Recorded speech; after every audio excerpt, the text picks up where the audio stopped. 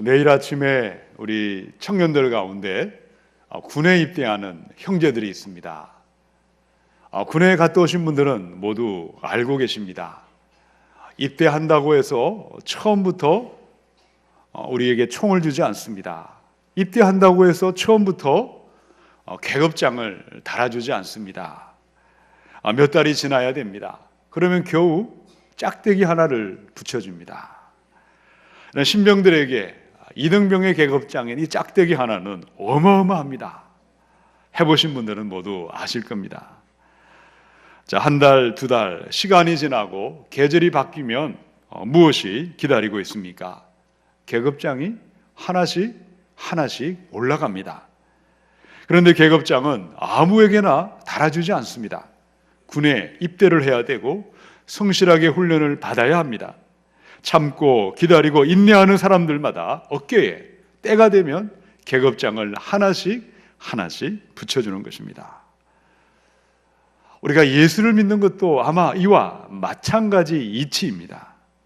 성경책을 들고 교회를 왔다 갔다 한다 해서 시간만 지나면 계급장이 올라가면, 믿음의 계급장이 올라가면 얼마나 좋겠습니까?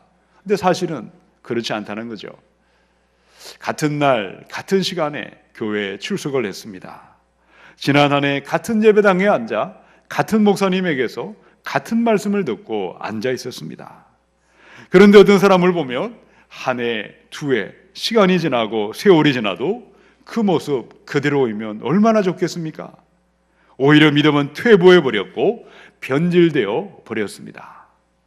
그런데 어떤 사람들은요, 하루가 다르게 믿음이 쑥쑥 자라나고 있습니다. 지난해가 다르고 금년이 다르고 내년이 기대가 됩니다. 한 해, 두 해 헛되이 보내지 않았습니다. 참고 기다리고 인내했습니다. 믿음의 훈련을 묵묵히 순종하며 받았습니다. 믿음의 계급장, 하나님만이 알고 하나님이 달아주는 계급장이 하나씩 올라가고 있습니다. 재림의 그날이 되어도, 주님 오실 그날을 맞이해도 최고의 영광과 찬란한 영광 중에 우리 주님을 맞이하게 될 줄로 믿습니다. 사랑하는 여러분, 지난 한 해 이제 기다림의 계절, 이 대림절을 보내면서 2016년을 어떻게 살아오셨습니까? 지난 1년을 어떤 길을 걸어오셨습니까? 미련하고 게으르고 나태한 삶을 살았다면 여기서 떠나시고 하루하루 주오심을 기다리고 인내하며 참으며 묵묵히 훈련을 받으셔서 우리 다시 오실 예수님을 부활의 영광과 재림의 영광 가운데 맞이하시기를 우리 주님의 이름으로 축원합니다. 다시 오실 예수님을 영광 중에 맞이할 사람들은 어떤 사람일까요? 첫 번째 7절을 같이 읽습니다. 시작. 그러므로 형제들아, 주께서 강림하시기까지 길이 참으라. 보라, 농부가 땅에서 나는 귀한 열매를 바라고 길이 참아 이른 비와 늦은 비를 기다리나니. 이 편지를 쓰신 분은 예수님의 친동생 야고보로 알려져 있습니다. 고난받던 교회 성도들을 위로하며 격려하기 위해 편지를 썼습니다. 야고보 5장에 오니까 바른 믿음을 잃어버렸어요. 참된 믿음에서 떠나버린 사람들을 그들에게 경고를 했습니다. 1절에서 6절을 한번 보시기 바랍니다. 돈이 인생의 목적이 되어버렸느냐? 금과 은과 재물에 눈이 멀어 있느냐? 그 사람은 심판의 날에, 주 오실 그날에 도살당할 짐승처럼 졸지에 멸망이 임할 것이다. 떠나고 돌이키고 돌아서라고 편지했습니다. 자, 7절을 보십시오. 자, 심판의 날이 되었을 때 어떤 사람이 찬란한 영광 중에 재림의 예수님을 맞이할 수 있을까요? 예수께서 강림하시기까지 길이 참고 기다리고 인내하라.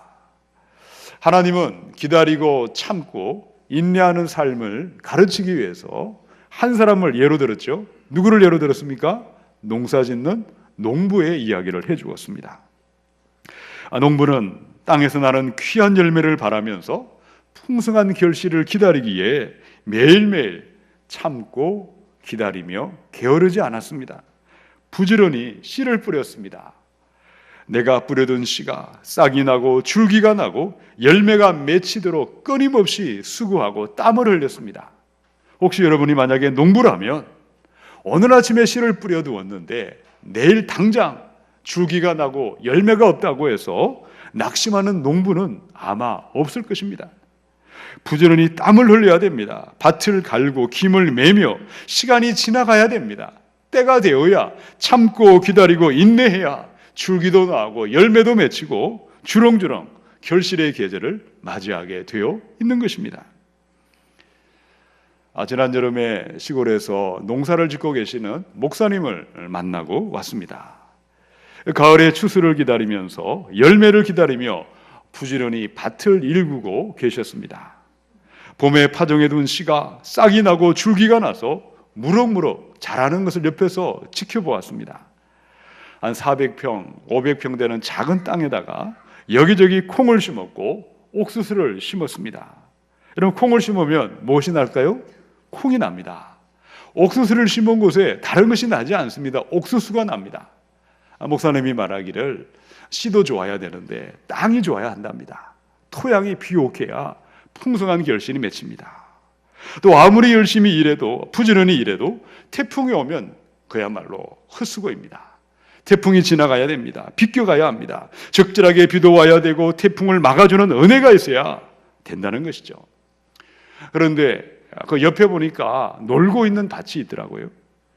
주인은 도회지 사람인데 땅만 사두었고 아무것도 심은 것이 없었습니다. 여기저기 잡초만이 무성했습니다. 가을이 되고 추수 때가 되어도 열매가 있을까요? 없을까요? 없습니다. 왜 그렇죠? 씨 뿌린 것이 없고 기다리고 땀 흘리며 참고 인내한 것이 없습니다. 가을이 되고 추수 때가 되어도 텅텅 비어 있는 것은 지극히 당연합니다. 열매가 있는 것이 이상한 것이죠. 부지런히 씨를 뿌리고 참고 기다리고 인내한 사람들마다 바로 풍성한 열매가 있다는 것입니다. 여러분, 주님을 오시는, 우리가 주님을 맞이하는 그날도 이와 마찬가지입니다. 우리가 이 땅에 살면서 내가 땀 흘려 일하며 기다리며 주님 오실 날을 준비하며 참고 수고한 사람들마다 풍성한 열매는 예비되어 있습니다. 그러나 빈둥빈둥거렸다고 생각해 봅시다. 심판은 머나먼 일이다. 게으르고 나태하고 일한 것이 없는 사람이 그야말로 마지막 그날이 되면 심판의 날이요, 저주의 날이요, 멸망의 날이 될 수밖에 없습니다. 성경은 말씀합니다. 한 번 죽는 것은 이미 정해져 있고 죽은 다음에는 무엇이 있습니까? 심판이 있느니라. 우리의 인생은 반드시 끝이 있습니다. 반드시 심판이 기다리고 있습니다. 다시 오실 예수님을 바라보셔야 하겠습니다. 마지막 심판이 있음을 기억하셔야 하겠습니다. 참고 기다리며 믿음의 씨를 뿌리시고 땀 흘려 일하심으로 주 오실 재림의 날이 축제가 되고 잔치가 되고 영광이 되어야 할 줄로 믿습니다. 미국의 헐리우드 영화 중에 아주 최고의 인기를 누렸던 영화 중에 하나가 쇼생크 탈출이라는 영화가 있습니다. 영화를 보시면 이 주인공이 바로 팀 로빈슨이 나오는데요, 은행 간부로 있던 앤디 듀프레인의 역할로 출연했습니다. 이 앤디 듀프레인은 아내와 아내의 정부를 살해했다는 누명을 쓰고 무기징역을 받고 바로 지옥의 교도소였던 쇼생크 형무소에 수감되었습니다. 한 번은 그가 옛날에 은행에 있었던 실력을 발휘해서 간수의 세금을 면제받도록 도와주었습니다. 그 일로 인해 이 교도소 안에서 비공식적인 회계사가 되었습니다. 해마다 교도소 간수들 또 교도소장의 세금 면제받는 일을 도와주다가 나중에는 이 교도소장의 때 묻은 돈, 금은 돈을 세탁해주고 불려주는 일을 하게 되었습니다. 한 번은 그의 무죄를 증명할 한 죄수가 들어오게 되었는데 이 사실을 안 교도소장이 그 죄수를 무참하게 죽여버립니다. 그리고 앤디를 독방에 가두는 일을 겪으면서 20년 동안 차근차근 준비해 두었던 탈옥을 감행합니다. 영화 후반부에 보시면요, 앤디는 이 교도소장의 부정축제한 돈을 관리하다가 자신이 만든 가명 계좌를 다 끄집어냅니다. 그리고 교도소장의 집무실에 벽에 금고를 가리고 있던 액자 속에다 가짜 통장을 집어넣고 탈옥을 시도했습니다. 앤디는 마침내 탈출에 성공을 합니다. 은행을 들러 모든 돈을 다 인출해 갔습니다. 그리고 신문사에다 교도소장의 모든 비리가 담긴 서류를 보냈을 때 만천하에 그의 비리가 탄로나게 되었습니다. 마지막 순간에 악인의 길을 걸어갔고 심판을 믿지 않았던 교도소장은 권총을 꺼내들고 총으로 자살로 최후의 종말을, 심판을 맞이했습니다. 영화를 보면 너무도 인상적인 장면이 이 교도소장의 집무실이 있습니다. 집무실에 그가 그렇게 사랑하던 돈이 보관되어 있는 비밀 금고 앞에다가 큰 액자가 걸려 있는데 이 액자에는 성경 말씀이 기록되어 있었어요. 아마 그의 아내가 교회 다니는 사람이 아니었을까. 그는 바로 그 성경에 있는 심판의 말씀을 보면서, 읽으면서, 늘 생각하면서 심판은 없는 것이고 심판은 나에게는 아무 상관없는 것이라고 그렇게 살았을 것입니다. 액자 속의 성경의 말씀은 이것입니다. 디모데전서 5장의 11절에 처음 믿음을 저버렸으므로 심판을 받느니라. 계시록의 18장 12절에 한 시간에 내 심판이 이르렀다. 심판은 그에게 있어 머나먼 미래의 일이었습니다. 영원히 오지 않을 것이라고 착각했습니다. 그는 심판을 믿지 않았습니다. 심판을 원하지도 않았고 준비하지도 않았습니다. 부정과 불의와 온갖 악행을 저질렀습니다. 쾌락과 탐욕으로 자신의 삶을 채우다가 처참한 최후의 종말과 심판을 맞이했습니다. 그러나 심판이 있음을 알고 있는 사람, 주님 오실 날을 준비하는 사람들마다 참고 기다리며 인내하며 하루하루를 보내고 한 해 두 해를 보내고 우리 주님 앞에 서게 되는 줄로 믿습니다. 지난 1년 365일 52번의 주일 예배가 있었습니다. 수많은 새벽 재단이 있었습니다. 수많은 섬김의 자리와 기회가 있었습니다.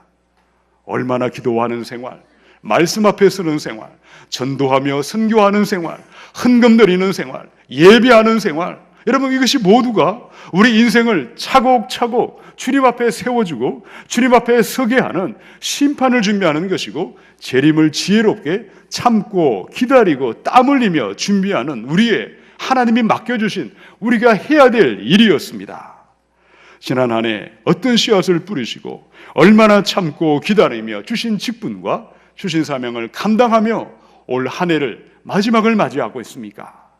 사랑하는 여러분, 우리가 마음을 새롭게 하고 다시 한번 하나님 앞에 주신 사명과 주신 직분에 충성을 다하다가 참고 기다리고 인내하며 믿음의 씨앗을 뿌리다가 우리 주님 앞에서는 그날이 바로 복된 인생이요 재림의 영광 가운데 나타나는 인생인 줄로 믿습니다.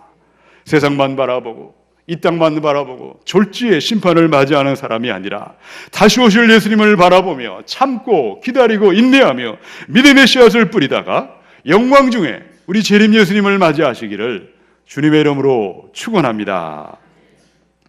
우리 두 번째 8절을 같이 읽어봅시다. 시작. 너희도 길이 참고 마음을 굳건하게 하라. 주의 강림이 가까우니라. 아멘. 야고보가 고난당하던 사람들에게 힘과 용기를 주기 위해서 계속해서 권면의 말씀을 선포했습니다.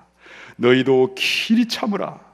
농부들이 풍성한 열매를 바라고 참고 기다리는 것처럼 고난당하는 성도들이 참고 기다리고 인내하도록 편지를 썼습니다. 자, 그런데 참고 기다리고 인내하는 삶이 힘들고 어려운 이유가 어디에 있습니까? 여러분, 아픔이 없고 고통이 없으면, 우리 안에 문제가 없다면 누구나 참을 수 있고 누구나 기다릴 수 있습니다. 근데 문제는 무엇입니까? 믿음의 길에는 반드시 고난이 기다리고 있습니다. 반드시 시련과 고통의 순간들이 찾아오고 있습니다. 인내한다. 여러분, 인내한다는 말의 뜻이 무엇입니까? 괴로움을 참고 견딘다. 참을 인자가 3번이 있으면 살인도 피할 수 있다고 했습니다. 참는다. 고난과 고통을 끈기 있게 오래오래 참는 것이 인내하는 것입니다. 지금 저와 여러분이 나는 농사를 짓는 사람이다. 나는 나의 직업이 농사일이라고 한번 상상해 봅시다. 고난이 있고 고난이 없고 아픔이 없는 농부가 있을까요? 없습니다. 인생살이 자체가 고통이고 산다는 것 자체가 괴로움의 연속입니다.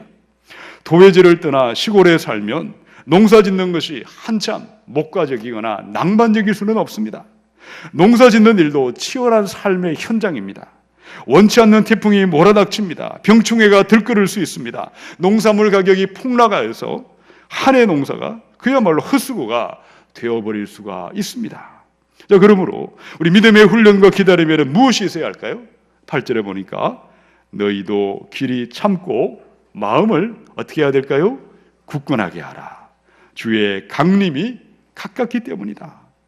고난이 있고 아픔이 있습니다. 그러나 재림의 때가 가깝고도 가깝기에 마음을 굳세게 하고 안정되게 하고 단단하게 하고 확고부동하게 마음을 붙잡으라고 그들에게 권면했던 것입니다.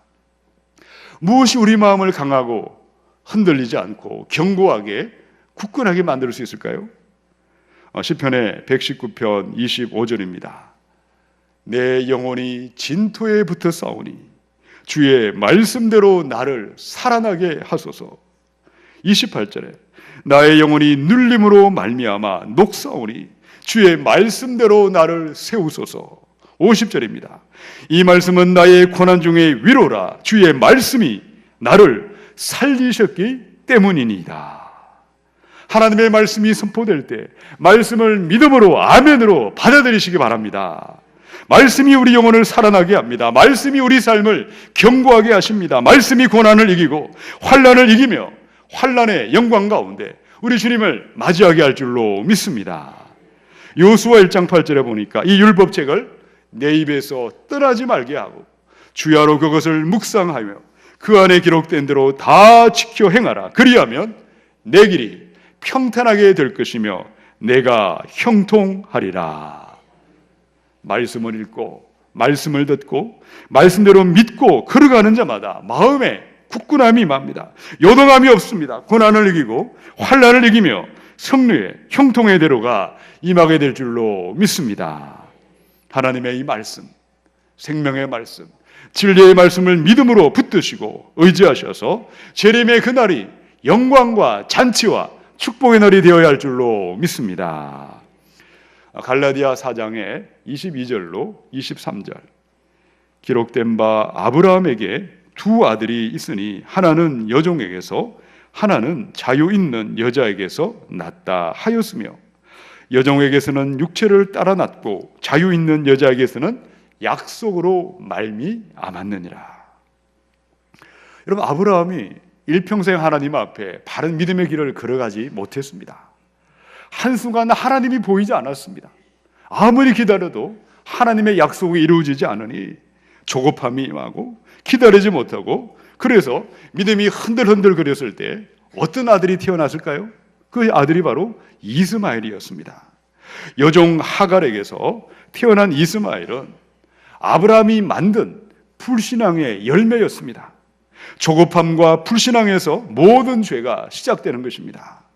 그러나 참고 기다렸던 아브라함에게 다시 100세의 아들을 주셨어요. 그 아들이 누구입니까?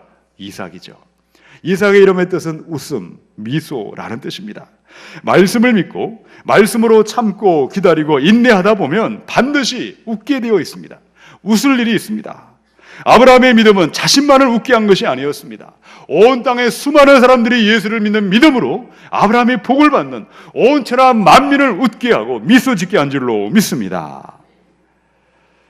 여러분, 지금도 마찬가지입니다. 고난이 있느냐 없느냐 크냐 작으냐 그것보다 중요한 것은 무엇입니까?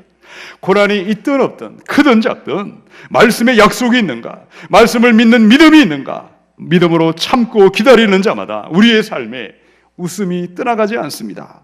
굳건한 믿음으로 흔들리지 않고 요동하지 않고 영광 중에 우리 주님을 맞이하게 할 줄로 믿습니다. 히브리서 10장의 36절입니다. 너희에게 인내가 필요함은 너희가 하나님의 뜻을 행한 후에 약속하신 것을 받기 위함이라. 오늘도 말씀을 듣고 계십니다. 말씀을 믿음으로 들으시고 믿음으로 받아들이시기 바랍니다. 말씀이 우리를 참게 하고 기다리게 하고 인내하게 하고 약속하신 모든 것을 누리며 성취하도록 역사하십니다. 그러나 말씀이 사라지고 말씀이 떠나가면 조급함이 찾아옵니다. 참고 기다리지 못합니다. 마음을 병들게 하고 생각을 병들게 하고 눈앞의 이익에 눈이 멀어 하나님의 영광을 가릴 수밖에 없습니다. 지금도 하나님의 말씀의 씨가 여러분의 마음밭에 뿌려지고 있는데 원수 마귀는 여러분의 마음에 말씀이 뿌려지는 것을 차마 견디지 못합니다. 말씀의 씨가 뿌려질 때마다 돌 같은 마음으로, 딱딱하고 굳은 마음으로 말씀이 튕겨나가게 합니다. 말씀이 들려오지 아니하면 더 조급하게 되고 수두르게 됩니다. 가슴은 점점 차가워지고 냉랭해지고 날카롭고 싸납게 변화되는 것입니다. 사랑하는 여러분, 다시 한번 우리 하나님의 말씀 앞에 서야 할 줄로 믿습니다. 지난 한 해 말씀을 읽고 말씀을 전하는 예수 대행진을 해오습니다. 내년에도 변함없이 하나님의 말씀을 대하셔서 말씀으로 마귀의 계계를 대적하시고 말씀으로 이기며 승리하시며 조바심과 조급함을 물리치시고 우리 주님을 묵묵히 신뢰하셔서 인내함으로 다시 오실 예수님을 영광 중에 맞이하시기를 우리 주님의 이름으로 축원합니다. 세 번째, 우리 구절을 함께 읽어봅니다. 시작. 형제들아, 그리하여야 심판을 면하리라. 보라, 심판주가 문 밖에 서 계시니라. 아멘. 야고보서는 AD 62년에서 64년에 기록된 것으로 학자들이 이야기합니다. AD 64년이면요, 네로 황제가 기독교인들을 박해하고 잡아 죽이던 시절이었습니다. 예수를 믿으면 직장에서 쫓겨나야 했습니다. 교회를 다니면 집에서 쫓겨나야 했습니다. 여러분, 하나님을 믿으면 사자밥이 원형 경기장의 맹수의 먹이가 되었고 순교의 위기가 바로 그 시대였습니다. 얼마나 힘들었겠습니까? 바로 환난이 없을 때, 고통이 없을 때는 원망할 일이 별로 없습니다. 원망이 무엇입니까? 무언가 잘못된 일이 일어나면 자기를 돌아보지 않고 누구누구 때문이라고 남들에게 떠넘기는 것을 원망이라고 말합니다. 문제가 없고 평안할 때도 원망하는 사람이 있습니다. 이것은 별 문제가 되지 않습니다. 진정한 문제는 무엇일까요? 하루아침에 많은 성도들이 죽음으로 내몰렸습니다. 사형장으로 끌려갔습니다. 이것은 누구누구 때문이다. 누가 우리 교회를 이간질하고 고자질했다. 교회 안에 자기도 모르게 원망이 생겨났고 원망은 점점 커져갔습니다. 처음에는 사람을 원망하다가 사람에 대한 원망이 어디까지 자라가고 있습니까? 왜 하나님은 그 악한 인간을, 그 못된 인간을 우리 교회에 보내셨나? 목사님은 도대체 뭘 하셨고 그것도 하나 분별하지 못하느냐? 지도자를 원망하게 되고 목회자를 원망하게 됩니다. 마침내 사람을 보낸 그 사람을 있게 한 하나님까지 원망하고 말았다는 것입니다. 여러분, 교회 안에 원망과 불평이 점점 커져가고 사람에 대한 원망이 하나님에 대한 원망으로 커져갔을 때 야고보가 그들에게 편지를 보냈던 것입니다. 자, 9절을 한 번 더 읽어봅시다. 시작. 형제들아, 서로 원망하지 말라. 그리하여야 심판을 면하리라. 보라, 심판주가 문 밖에 서 계시니라. 아멘. 심판하시는 하나님은 마지막 날이 되면 각 사람들에게 나타나십니다. 그 사람의 삶을 평가하시고 결산하시고 심판하십니다. 여러분, 심판은 먼 훗날에 머나먼 일이 아니라는 것이죠. 성경에 보니까 지금 문고리를 잡고 심판주가 문 밖에 서 계십니다. 오늘 밤 이 땅을 떠나면 오늘 밤이 내가 주님을 만나 심판받는 날입니다. 그날에 심판주 하나님이 물으실 것입니다. 나는 너의 모든 죄와 모든 허물을 내 아들 예수의 피로 용서해 주었고 품어 주었고 완전히 잊어버렸고 받아주었다. 죄사함의 권세, 자녀됨의 권세, 아브라함의 복을 누리게 하지 아니하였느냐? 그러나 너는 내가 너를 사랑함으로 용서하고 용납하고 참고 기다리고 인내한 것을 기억지 아니하고 왜 다른 형제와 자매를 지적하고 비방하고 원망하며 그렇게 행하며 살다가 왔느냐? 십자가의 사랑을 잊어버린 사람들마다 원망하고 불평하면서 십자가 심판대 앞에 설 수밖에 없습니다. 그러나 하나님의 사랑을 기억하는 사람, 십자가의 사랑을 감사하며 가슴에 새기는 사람들마다 원망하지 않습니다. 불평하지 않습니다. 참고 기다리고 인내하다가 우리 주님을 맞이하게 하실 줄로 믿습니다. 사랑하는 여러분, 누군가를 사랑해 보셨습니까? 누군가를 사랑하면 원망하지 않습니다. 사랑하면 불평하지 않습니다. 사랑하기에 참는 것입니다. 사랑하기에 기다리며 인내하며 주님 앞에 서는 것입니다. 우리 주님의 사랑, 위대한 사랑을 가슴에 새기시고 형제와 자매를 진실로 사랑하시고 사랑하시다가 재림의 그날을 기쁨과 감사와 찬양과 영광의 날이 되어야 할 줄로 믿습니다. 미국 역사상 가장 빨리 팔린 책이 있습니다. 무려 이 3초에 한 권씩 팔린 책이 바로 영혼을 위한 닭고기 수프라는 책입니다. 이 책에 보면 이런 내용이 있습니다. 미국 중부의 시골 마을에 마샤 에번스라는 10대 소녀가 살고 있었습니다. 입 주위에 신경 조직이 잘못되어 수술을 받았는데 그만 수술 도중에 신경을 잘못 건드려서 소녀의 입이 비뚤어지고 말았습니다. 입이 비뚤어진 소녀는 친구를 만나는 것도 학교 가는 것도 싫어했습니다. 가끔 친구를 만나도 말을 하지 않았습니다. 집에 와도 거의 말을 하지 않았다고 합니다. 심지어 엄마하고도 말을 하지 않았습니다. 마샤는 점점 더 우울한 소녀가 되어갔습니다. 13번째 생일날 이 소녀 앞에 선물이 배달되었습니다. 굉장히 아름다운 치자꽃이 배달되었는데 누가 보냈는지 이름이 없었습니다. 단지 마샤, 내가 너를 사랑한다 이렇게 메모지만 꽂혀 있었습니다. 예쁜 치자꽃을 보고 마샤가 몇 달 만에 입을 열었습니다. 엄마, 누가 이 꽃을 보냈지? 도대체 누가 보냈을까? 글쎄, 누굴까? 너를 좋아하는 남학생이겠지. 누가 나 같은 것을 좋아하겠어? 아니야, 너를 좋아하는 사람이 있을 거야. 그럼 이름이라도 써야지. 아마 수줍어서 그랬을 거야. 남학생들 가운데 수줍어하는 학생들이 많이 있거든. 아마 그런 학생이 보냈을 거야. 그럴까? 아무것도 아닌 치자꽃 하나 때문에 마샤가 입을 열기 시작했습니다. 소녀의 마음이 따뜻해졌습니다. 그 다음에 생일날에도 치자꽃이 배달되었습니다. 그리고 그 다음 해에도 치자꽃이 배달되었습니다. 마샤는 점점 더 밝아졌습니다. 좋은 남자를 만나 결혼을 하고 가정을 이루게 되었습니다. 치자꽃은 마샤가 결혼할 때까지 계속해서 배달되었습니다. 그런데 결혼 후 얼마 있다가 더 이상 꽃이 배달되지 아니했습니다. 마샤의 어머니가 세상을 떠났기 때문이었습니다. 그제야 마샤는 누가 그 꽃을 보냈는지 깨닫게 되었습니다. 여러분, 마샤의 엄마는 딸의 입술을 비뚤어지게 만든 의사를 원망하지 않았습니다. 원망이 그 딸의 입을 바꾸지 아니했습니다. 엄마의 사랑, 끝없는 사랑이 마샤를 바꾸어 놓았던 것입니다. 로마서 5장의 8절입니다. 우리가 아직 죄인 되었을 때에 그리스도께서 우리를 위하여 죽으심으로 하나님께서 우리에 대한 자기의 사랑을 확정하셨느니라.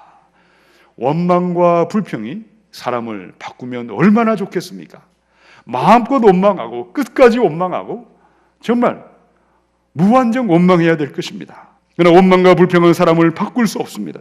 주님의 사랑만이 사람을 바꾸며 우리의 삶을 복되고 형통하게 인도해 주시는 줄로 믿습니다. 주님의 사랑이 저와 여러분을 바꾸어 오셨습니다. 오늘 십자가의 사랑으로 형제와 자매를 바라보시고 사람들을 대하셔서 우리 주님을 부활의 영광 중에, 재림의 영광 중에 만나시는 저와 여러분이 되시기를 우리 주님의 이름으로 축원합니다. 히브리 12장의 2절로 3절을 읽고 우리 말씀을 마치겠습니다. 같이 읽습니다. 믿음의 주요 또 온전하게 하시는 이인 예수를 바라보자. 그는 그 앞에 있는 기쁨을 위하여 십자가를 참으사 부끄러움을 개의치 아니하시더니 하나님의 보좌 우편에 앉으셨느니라. 너희가 피곤하여 낙심하지 않기 위하여 죄인들이 이같이 자기에게 거역한 일을 참으신 일을 생각하라. 아멘. 사람을 바라보면 기다릴 수 없습니다. 환경과 현실을 바라보면 참고 인내할 수 없습니다. 그러나 그 앞에 기쁨을 위하여 십자가를 참으시고 부끄러움을 개의치 아니하신 예수 그리스도를 바라보십시다. 예수님을 바라보면 졸지의 심판이 임하지 않습니다. 참고 기다리며 영광 중에 심판의 날을 맞이할 것입니다. 예수님을 바라보면 말씀으로 마귀를 대적하고 마음을 믿음으로 굳건하게 인내할 수 있습니다. 예수님을 바라보면 십자가의 위대한 사랑으로 형제와 자매를 사랑하다가 주오실 그날 주님의 영광을 맞이하게 될 줄로 믿습니다. 이 은혜가 주와 여러분에게 넘쳐나시기를 우리 주님의 이름으로 축원합니다.